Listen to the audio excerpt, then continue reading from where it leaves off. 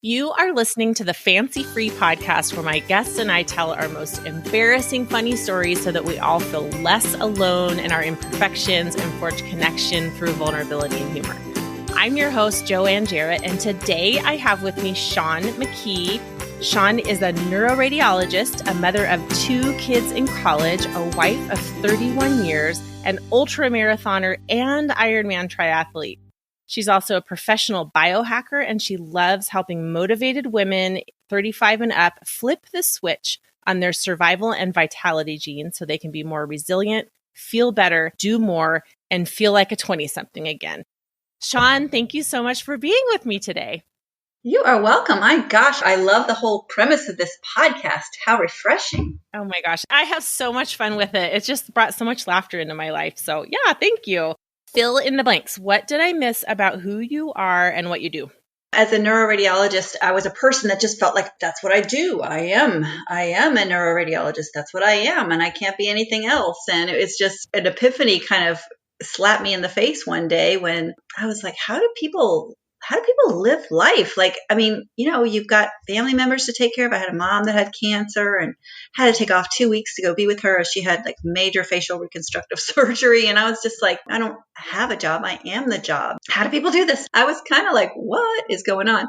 And then, lo and behold, I think you've probably discovered the very same thing. You can reinvent yourself. You can do anything you want. Nobody's stopping you. Yeah, it's awesome. It's so exciting when you realize that and you think, wait, In my case, I went to all that school. I became a physician. I had this huge panel of patients. And then all of a sudden I just didn't do it anymore. And I didn't die. And nobody died. And everybody just moved on with their lives. All my patients found new doctors and I was okay. And I enjoyed my new role. And then you have to keep looking and keep reassessing, right? Because as your circumstances change, then you probably should react to it if you want to. Absolutely. You got to pay attention to the tugs. Yes. Let's get to know you a little bit better by doing some rapid fire questions. What was your very first job? I trained horses. I was training horses and giving riding lessons. My first customer was a dual. I taught him how to ride and trained his 6-year-old Appaloosa horse that had never been touched by humans. How to be a trail horse. Amazing. Do you have a recurring dream and what is it? Oh, I do. It's horrible. I hate it. Okay, there's 2 of them.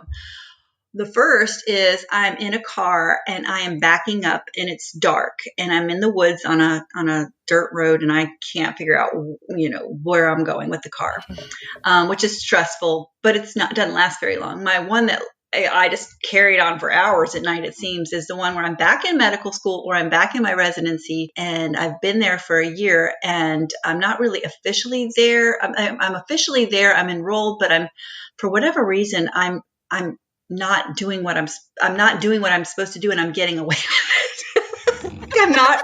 I'm going to all the little lectures and the tumor boards, but I haven't dictated an x-ray report in a year. And for whatever reason, nobody seems to notice that I'm not. Oh, and it doesn't stress you out in your dream? You just like riding the wave and enjoying it? I'm stressing out. That is so interesting. I have a recurring dream that I've never actually voiced to anyone, I don't think, until just now, because I wondered if yours was going to be the same as mine.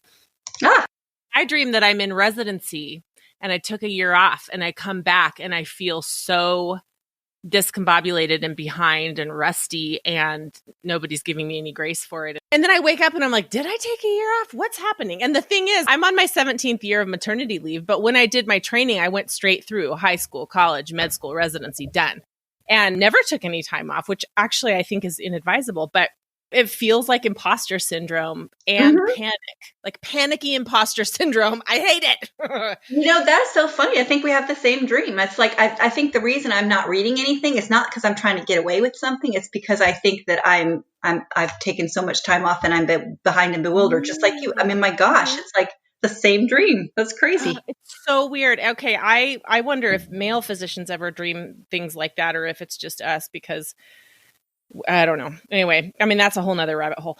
Okay. What's the most amazing thing you've ever won? I won a diamond necklace. I was at a fundraiser, a children's fundraiser, and they had a plexiglass box, and in the box was the necklace, and they had given everyone keys. And I was deep in conversation, and they're like, well, everyone's gone. There's only one key left. And I'm like, wait, I didn't try my key. So I walked up and opened the thing, and I'm like, boo, boo, boo. The David Yurman diamond pave necklaces with a rope. So that was really cool. But I would love to tell you the coolest thing that somebody I know won too. I have two friends that were in a convention in in the company that I work with, and they were giving away a Chevy Mustang, but it was a pace car, an Indianapolis pace car. It was beautiful, convertible. They called two of my friends' names up there, and they had a little box where they would all get keys, and everybody got a fake toy car to play with, and one by one they would try their keys, and my high school best friend's sister key started the car. So she chose $50,000 instead of the car because it was easier to get home. Smart girl. That's awesome. Wow. 50 grand. That's a huge prize. I know. We were like over the moon. Confetti came from the ceiling. It was really cool. So fun. That's awesome. Oh my gosh. Wow. Okay. Well, as you know, the point of this podcast is to show our listeners not only how they can feel less alone by listening in on other people's embarrassing, funny stories, but how connection occurs through sharing these stories and how we can really meet on a soul-to-soul level when we show people our imperfections and our underbellies. So what do you have for us today? What is your not-so-fancy story? All right. So I'm in my sophomore year in high school, and my parents were divorced, and my mom moved to a small town about 30 miles south of where my high school was. And so I didn't want to have to change schools because, I was on track to become the valedictorian. And I was like, no, I can't be taken off. So for a year, I drove 35 miles to school and back without a driver's license at age 14. And oh my gosh. Because I couldn't park in the parking lot because I didn't have a driver's license, I parked in my friend's yard and ran across the football field. And so next year, I was like, that's probably not so good. Maybe I'll live with my stepdad for this year. And so I called the school late summer, and I'm like, how do I know which bus to get on? I'm in a new house, new neighborhood. And they just laughed at me, and they're like, get on the one that comes outside your front door. I'm like, okay. So I did. Didn't know a soul on the bus. I was like, golly, I think I know at least one person. The bus was almost full, and then it started driving the wrong way. Oh, we're going further out of town. And we pull into Vanguard High School, and my high school is Forest High School. And I'm just shaking my head to myself like, this is not happening, but it is. This sounds like a bad dream. It was the first day. I don't know how I got to the school. I think maybe they set me up. I think maybe the school had sent somebody. I don't know. Anyways, magically, I got back to my regular school at like 9 a.m. or something. And my guidance counselor at Forest was so tickled. She had to walk my butt to this classroom and announce why I was late to the whole classroom. My first day of school. Like, you guys are never going to believe this. She's like, yeah, exactly. And I'm like, thank you very much. I love you very much. She really took a lot of pleasure in that. Bless her heart, as they say in the bless her heart. Yeah. Well, I'm just kind of wondering how your 15-year-old self reacted to the realization. Like, did you have silent internal panic, or did you like stand up and scream in the middle of the bus, or did you tell the person sitting next to you, holy cow, I've made a huge mistake, or what? Oh, no, I kept quiet. It was a silent internal panic, yet it was just like, okay, well, I mean, I'm here. What am I going to do? I'm going to just ask the first person that looks official where the office is, go to the office, explain what happened, and ask to call my school, and kind of like there's no use crying over spilled milk. We're here. Here we are. We've got to make a plan now. So I am just wondering if you can remember how you explained yourself. Just walk up to the counter and say, hi, somehow I got on the wrong bus and I ended up at the wrong school. Can you help me, please? Yeah, exactly. I just said I moved to a new neighborhood, and this is what my school told. I totally threw them under the bus. Pun intended. I said, I asked which bus to get on. They told me the one that came out in front of my house. Turns out my stepdad lived a block over from our school district. So it was kind of, technically not in the school district, but I don't know how we fixed that situation, but we did. Well, that's good. It wasn't like, oh no, you're at the right place. Just voila, surprise, you have a new high school. At least it wasn't fill out these forms, please. Yeah. This is your new life. Yeah, that was lucky, actually. Oh, that's crazy. Okay, wow. I I love that story, and I feel so sorry for 15-year-old Shaun. I want to go back and give him a hug. Thank you. Holy cow. Which does Okay. not kill us, makes us stronger. Yes, absolutely. It's character building.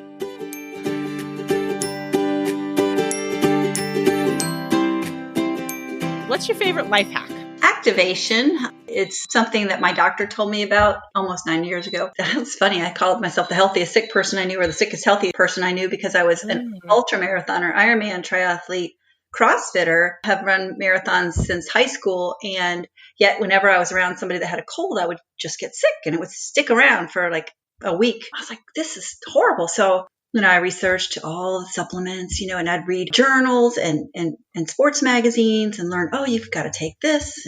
And everything that it said you had to take said this, it did the same thing that the last thing I read that you had to take. And I was like, there's got to be something that's unifying, something that makes all these things do what they do. And it turns out it's literally gene activation, flipping a switch. And once you realize that it's possible to do that and do it way better than all of the things that everyone's talking about, it's that's the best life hack.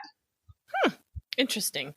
So in a nutshell, what do you do? Our bodies have pathways. For instance, there's an inflammatory pathway, NF-kappa B, and there's an anti-inflammatory pathway, NRF2. Anything you do that's healthy, like sauna, moderate exercise, massage, wasabi, everything you can think of that's good for you activates the NRF2 pathway. And so if it just so happens that, and I'm just shameless plug, but I mean, there's a blend of 5 herbs that has a synergy that's what my doctor told me about after I was taking all the stuff for like 6 months. I'm like, I hate taking that much stuff, and she's like, oh, well, there's one thing that's clinically proven to reduce oxidative stress by almost half in 30 days. I was like, oh, you had me a hello. It's complicated yet simple. And if anybody really wants to know about it, they just go to my website, thevitalitymd.com, and learn about it. Awesome. Okay, I'll definitely link to it.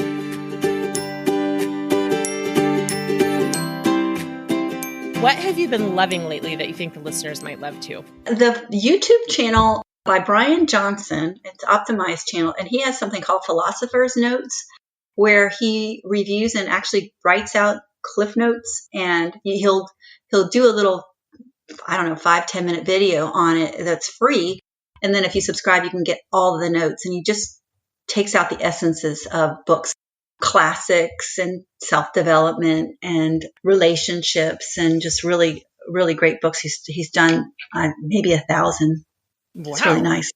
Yeah. Huh. So you can just get the bottom line. And if you want to read more, then you can. Yep. Interesting. Have you experienced a crazy coincidence that you could tell us about? Well, I was in Munich at the Hofbrauhaus, and I ran into the guy that I went to junior prom with. What? Kidding. That's awesome. Yeah. Did you remember his name? Oh, yeah. Yeah, we dated for a while. I was like, hello. That is crazy. So did you guys chat and catch up? Who were you with? Tell me more. I was with a gang of kids. I think he might have been kind of backpacking on his own, and it was like really crowded. So we only chatted for maybe 10 minutes, and we had kind of agreed to not date anymore before that. It was not too awkward. It was just like, well, funny meeting you here. Hey, what are you doing here? You followed me around the world or what? That's crazy. That's awesome. What is one surprising thing about you that no one would be able to tell just by looking? Probably that I have 3 half siblings by 3 different women from my dad. He's a rolling stone. Oh, yeah. I remember you commenting about that on Facebook. That was a really fun thread. Tell us something about you that sounds totally not true and made up.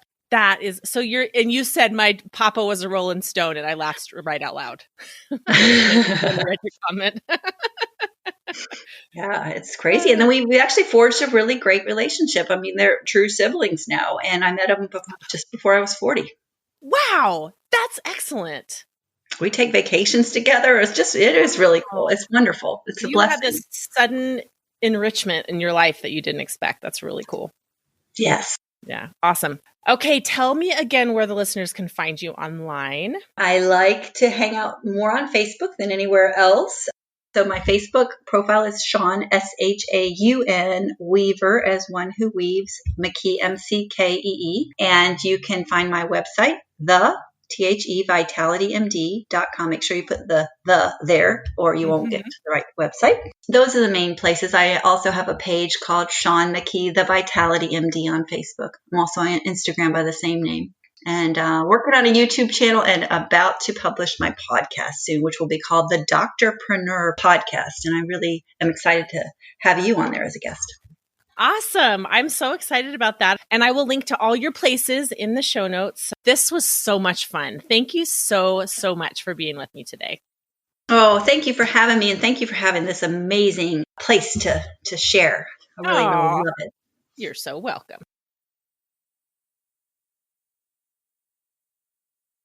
Thank you so much for listening to the Fancy Free podcast today. Make sure you check out the show notes for today's episode at fancyfreepodcast.com/episode 102 to get all the links that we discussed today. Next week, we have Shantia McIntyre on the show, who is an influencer that I found on Instagram and has a funny story about bike riding. Remember to subscribe to the show so that new episodes pop into your feed each week. Also, if you have a story to tell, let's do a listener story. Go to fancyfreepodcast.com, click the red button, record a voice memo. I'll clean it up on my end, and then we'll feature you in listener stories. If you want more connection, laughter, and sharing, join the Fancy Free Facebook group. Have a great week, and remember, no one is as fancy as they look.